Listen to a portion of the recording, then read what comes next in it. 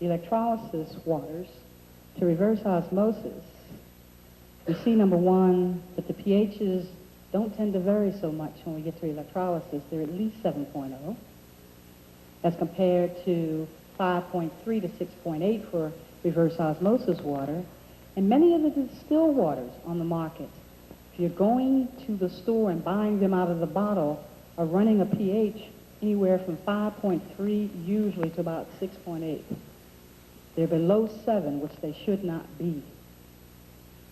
The electrolysis water is running on one side from +3 to +400, and on the other side from -3 to -400 in the oxidation reduction potential. Now, what's that? We have found a characteristic of the bioavailable waters, and this is a very important one, is that they have a oxidation reduction potential for healing. They should be -200 and more minus. That's very important, because it's at -200. If I were to take a chicken, egg, and sperm and measure the oxidation reduction potential, that's when the egg and sperm come together, it would be -200. So the more minus I get, meaning -300, -400, -500, I get even more healing and faster healing. For many years, scientists have looked at the other end of the equation, or looked at the positive side of oxidation reduction potential, but never bothered to look at the other side. And so that what we're finding is, when it has that -200 and on, that we get a healing process. Now, the electrolysis machines do roughly -200 to -500. The red water, which I'll go into more detail on, begins at -500 and can go up to -900. Now, what's the difference in the red water and the electrolysis water is that things happen faster. Now, why is electrolysis additionally important? Dr. Born Nordstrom out of Sweden said, okay, these guys aren't going to believe any of this stuff, so I'm going to do my research and put it all, 100 research articles all in one book, and let him tear it apart and take a look at it. And what he found was that the body is loaded with electrolysis membranes. Your brain, your lungs, your heart, almost any interface with another organ has an electrolysis membrane in it, just like the electrolysis water machines. And so again, it's replicating nature in terms of what it does. Now, those are characteristics: structure, pH, ORP, or oxidation reduction potential. Now, in my work at Johns Hopkins several years ago, where I had a theory that water might make a difference if I could use it with some of our drug addicts, and I had the opportunity to work with female drug addicts who were either addicted to heroin or cocaine, or to both, or to heroin or cocaine and alcohol. Many of them were pregnant, and most of them had been addicts for at least 10 years. So we're not talking about a casual user. What I found, and again, they helped me prove this hypothesis, and I chose not to leave my work at Hopkins. Once I was able to prove that we were correct, decided it was time to move on. Now, what I found was just dealing with this slide. Now, for many of you, if you think of the body as a big battery, I mean, the brain is a big battery, or a big electrical receiver. And there's some of the odds that say, what are you talking about? I'm electrical. Oh, no? Well, what do you do when I put an EKG up to your chest? What do I measure but electricity? What do I measure when I do an EEG? Remember the old Dr. Kildare stuff and flat line? I was measuring electricity as it courses through the heart and through the brain. What do I do when I do an EMG? I'm measuring electricity as it courses through your muscles and nerves. You might get the idea there may be some electricity in this body. Well, in looking at the so-called addicts, what I found were a couple of things. They usually fell into one of two categories. On the left side there, we saw that salt, caffeine, nicotine, and cocaine all acted the same way. On the other side, sugar, alcohol, tranquilizers, marijuana, and heroin. I said, what are you talking about, Doc? Well, let's see what we got here. On the salt side, we're dealing with individuals who have pain, that are holding on to stuff. It's like pulling elephants out of quicksand. And those things act like the body's natural painkiller, which is tryptophan. On the other side, on the sugar heroin side, they act like two substances that, again, are produced by the brain, specifically serotonin and melatonin. If you don't know how to spell them, here we are. We'll call them Sarah and Mel for these purposes. Now, it sort of bothers me a bit when I see some kids at lunchtime or right after lunch, and I'm sure if there are any teachers in the audience, they usually say, I really hate to teach the kids in the afternoon because they're off the ceiling, or on their way to school in the morning with a soda and a bag of potato chips, or a candy bar and a bag of potato chips. What they're doing is this. They're actually overriding on one side and using the other side to counterbalance it. Now, I'm going to zero in on the sugar heroin side to say these things have a tendency to slow the brain down so that they can function. Now, who has fast-moving brains? Your babies and your dyslexics, or your attention deficit disorder entities. Now, I hate that term because they are our geniuses. And I can say to anybody who has a young baby around that you know that they have some fast-moving brains. If I've got a fast-moving brain, I've got to put jet fuel into a jet engine. Now, I used to teach a course called Subliminal Dynamics. And in that course, we began to look at who was really handicapped, who really had the deficit.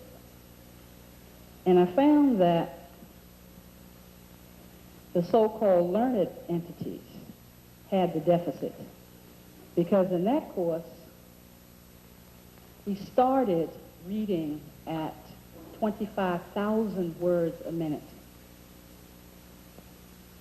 And we could go up as high as 600,000 words a minute. Now, in regular reading, you can only read 250 words a minute. That's as fast as the fastest talker on the earth so far has been programmed to be able to read. 250 words a minute. So you see it, you say it, you read it. Okay, that's the way you teach read. Here comes Dean. You say it out loud, you see it, whatever, okay? That's very slow to a fast-moving brain who wants to begin reading at 25,000 words a minute.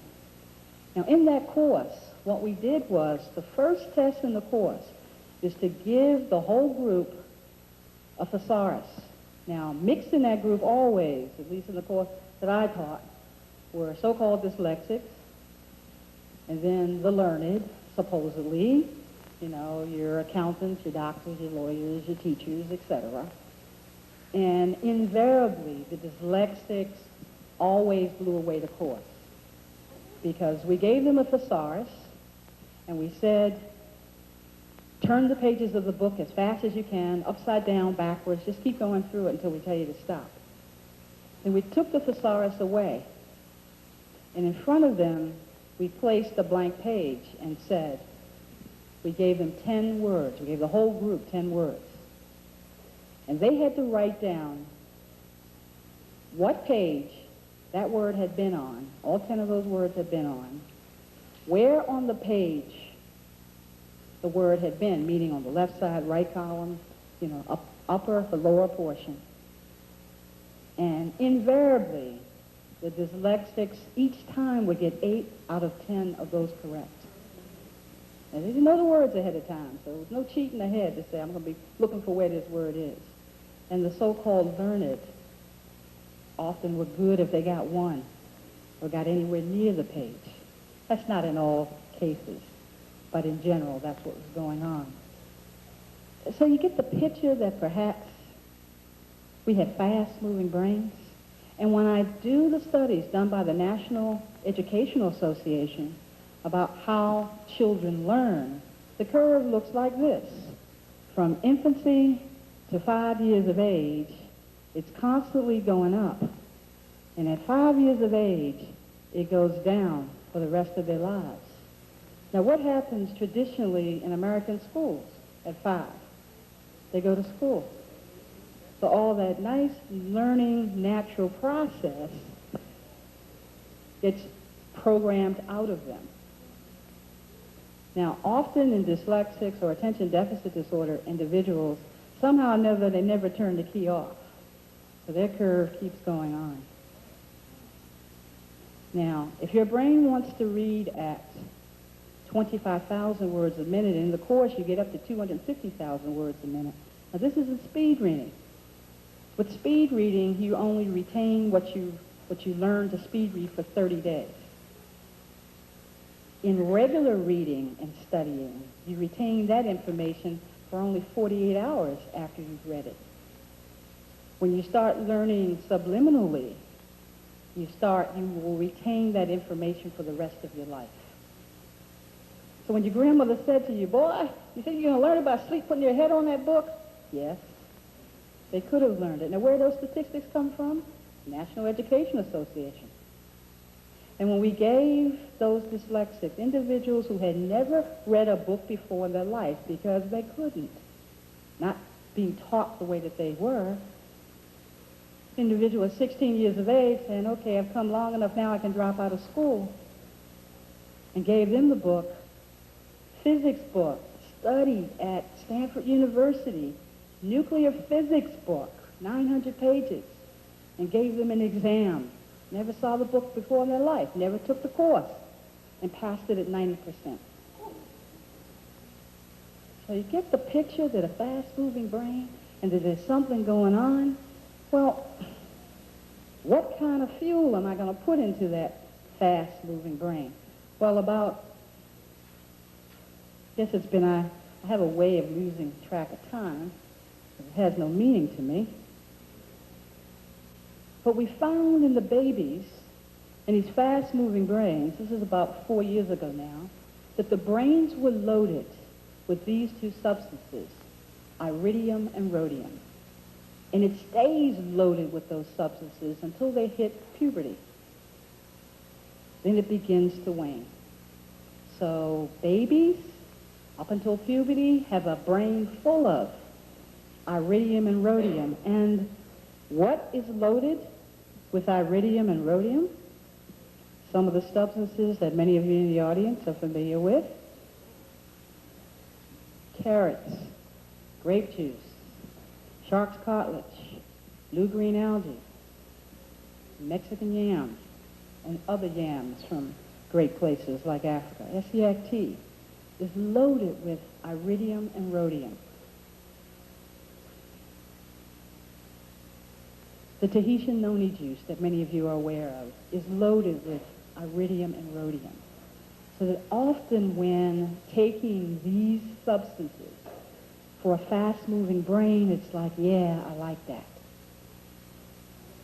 These waters also calm the brain, and they find the same type of response as if they've just taken iridium and rhodium. So jet fuel for a jet engine. How about a high-frequency water? Now, serotonin and melatonin, where is it made in the brain? just a cross-section here of the brain for just a minute.